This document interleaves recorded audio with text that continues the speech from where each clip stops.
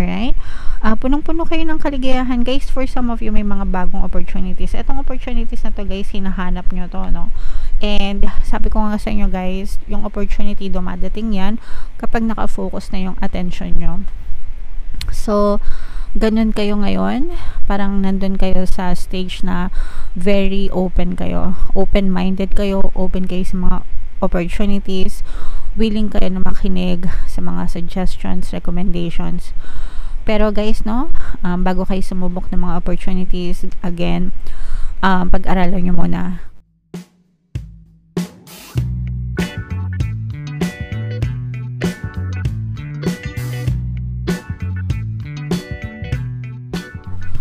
Hello guys, hello Gemini, welcome back to Pinoy Pixie Tarot. Ang pamagat ng episode natin for tonight is monthly Taroscope para ngayong April para sa Gemini, Sun, Moon, Rising Sign, and Venus. General reading lang guys, pwede mag-resonate, pwedeng hindi, combination ng positive and negative energy mga kapiksi. Sa dulo ng video guys, magkakaroon tayo ng yes or no pick a card reading. Ito yung deck na gagamitin natin guys. Pwede kayo magtanong ng isang tanong, answerable by yes or no, tapos titingnan natin yung sagot ng tarot sa inyo mga kapiksi. So sa dulo ng video yan guys, kaya make sure na tapusin nyo yung video hanggang sa dulo. So tingnan natin yung mga mensahe sa inyo ng inyong mga gabay mga kapiksi. We have romance, wow. Meron din tayong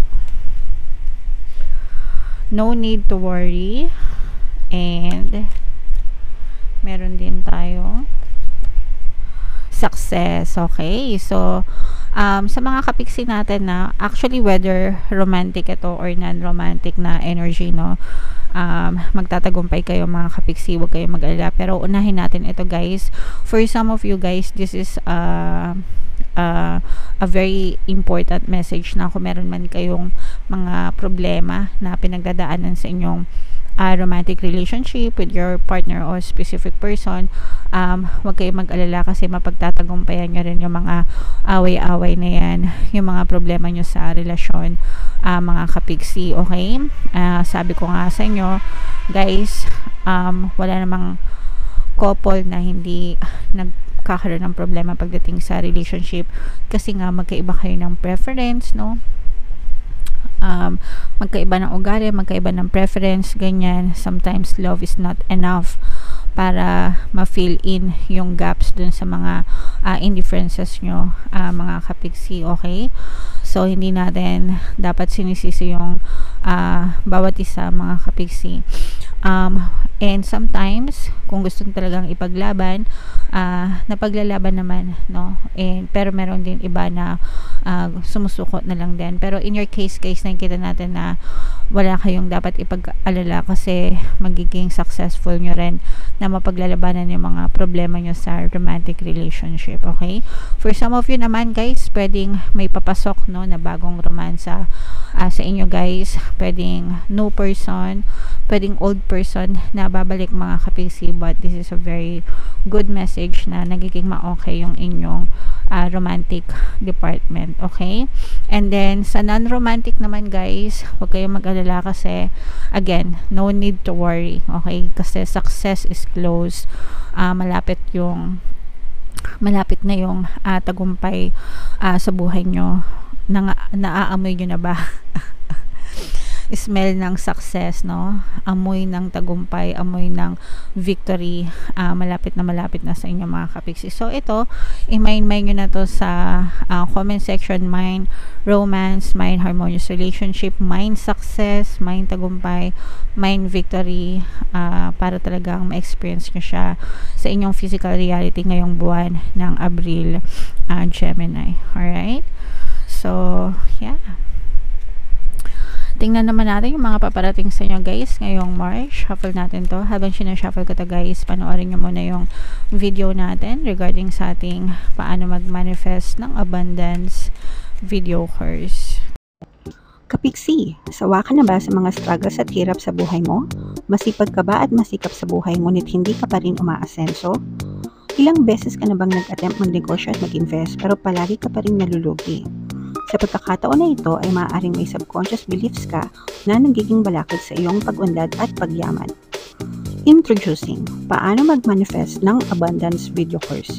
Dito ay matututunan mong ma-overcome ang mga balakid mo para tuluyan ka ng umunlad, umasenso, sumagana, maging matagumpay, successful at maswerte sa iyong kabuhayan, pera, trabaho, negosyo, salapi at kaperahan ng bonggang-bongga. Dali, mag-send na ng email sa pinoypixietaro@gmail.com at simulan na ang iyong pagyaman ngayon. Alright, so sabay-sabay tayong magpayaman ngayon 2024 mga kapiksi. Mag-avail na kayo ng course guys kasi sobrang ganda talaga niyan. And good news mga kapiksi, ngayong March until March 31 magbibigay ako ng free 1 pampaswerte subliminal sa lahat na mag-avail ng course mga kapiksi. Kaya mag-avail na kayo guys. Meron din tayong email coaching, manifest your desires using the law of attraction. If meron kayo guys mga specific na gusto nyong i-manifest, pwedeng love and relationship guys, pwedeng money or career, pwede kayo magpabook ng email coaching session with me. Mag-send lang kayo guys ng email sa pinoypixietaro@gmail.com.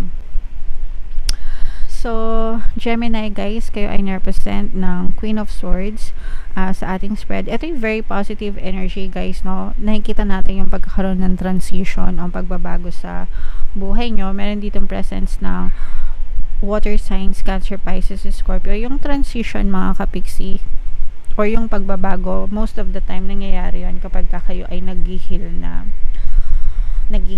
no? Ibig sabihin naghihilom na yung mga sugat nyo. And for some of you, ganun yung nakikita natin guys, no? Kumbaga parang nagkakaroon kayo ng transition or pagbabago kasi naghihil na kayo sa mga sugat nyo from the past, di ba? Parang ano lang yan, parang imagine niyo, di ba, pag nagkaroon kayo ng problema sa una, syempre iyak-iyak kayo, depressed kayo, ganyan. Pero kapag natanggap nyo na, nagkaroon na ng acceptance, tapos naka-recover na kayo, nakikita nyo unti-unti nang nagiging maganda yung pananaw nyo ulit sa buhay, nagkakaroon na ulit kayo ng energy, nagkakaroon na ulit kayo ng lakas, ganyan. So ganun yung nangyayari sa inyo mga kapiksi. It's occurring because parang malapit nyo nang makompleto yung healing process nyo. Although for some of you, no, parang meron pang mga buntot kasi ganun yun guys, diba? Sometimes kapag nagkaroon kayo ng problema, hindi naman yan agad-agad na kapag over na, sometimes may mga buntot pa, diba? Parang bagyo lang. Yung bagyo, pag dumaan, minsan may mga buntot pa, may mga tinatamaan pa, ganun. Parang may makikita kayong mga aftermath. So ganun.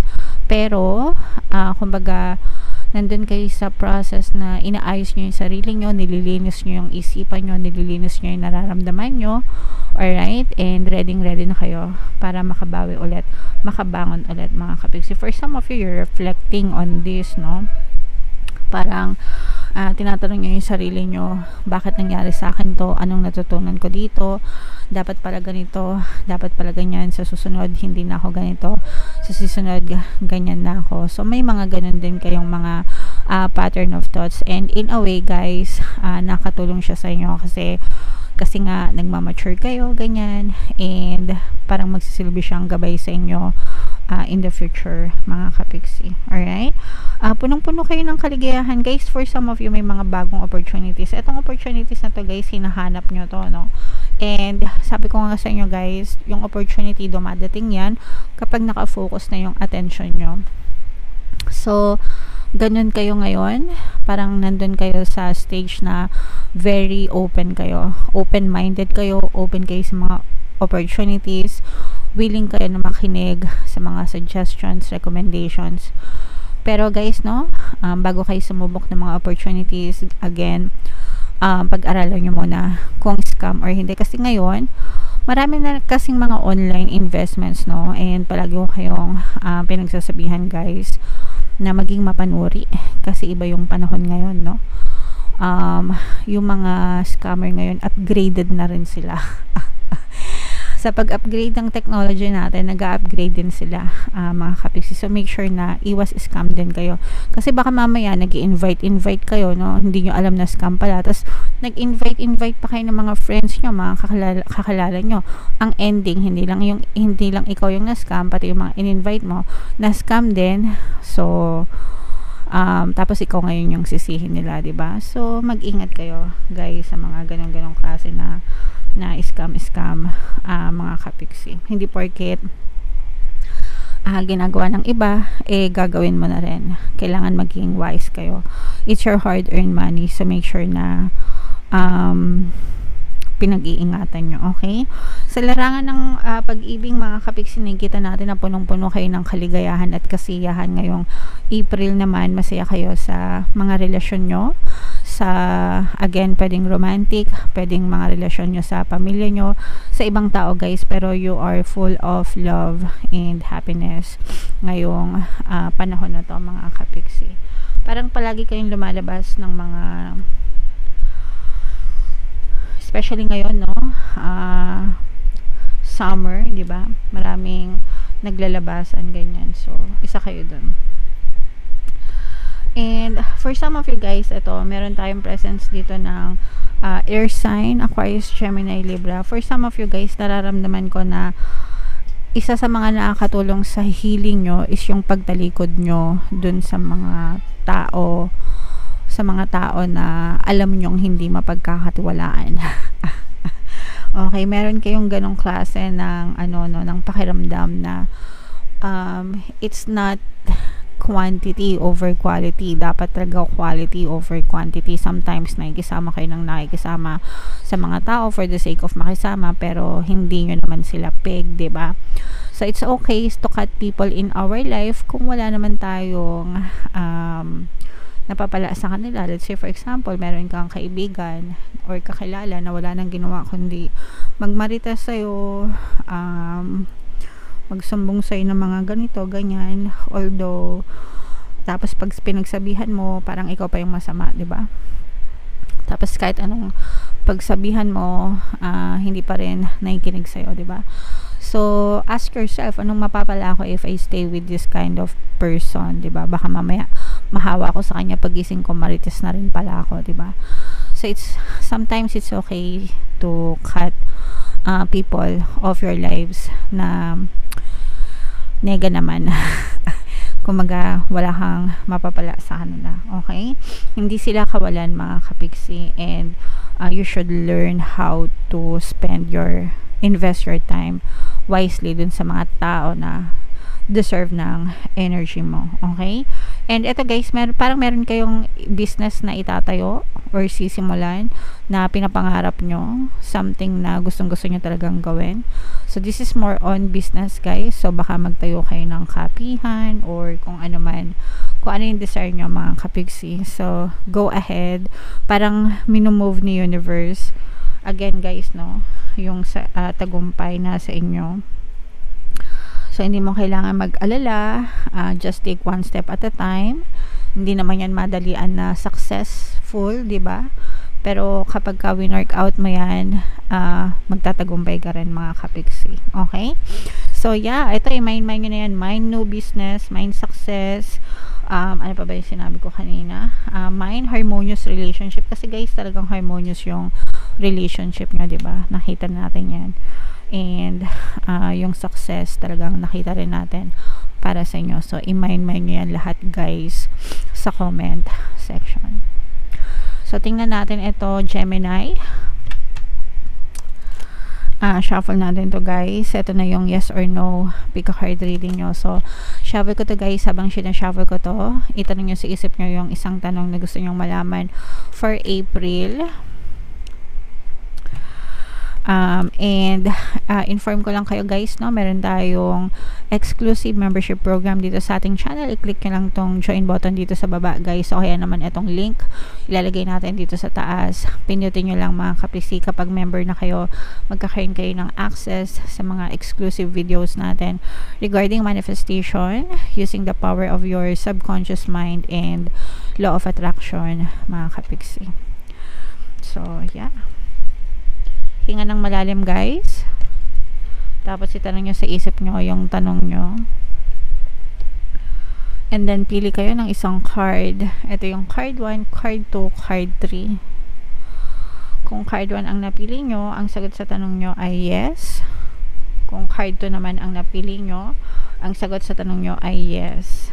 And kung card 3 naman ang napili nyo, ang sagot sa tanong nyo ay yes, mga kapiksi. Alright? So, comment down below, Gemini, if feeling nyo nakaresonate kayo dyan. Guys, ito yung ating mga pampaswerte subliminal. Pakinggan nyo para talagang umasenso kayo ngayon 2024.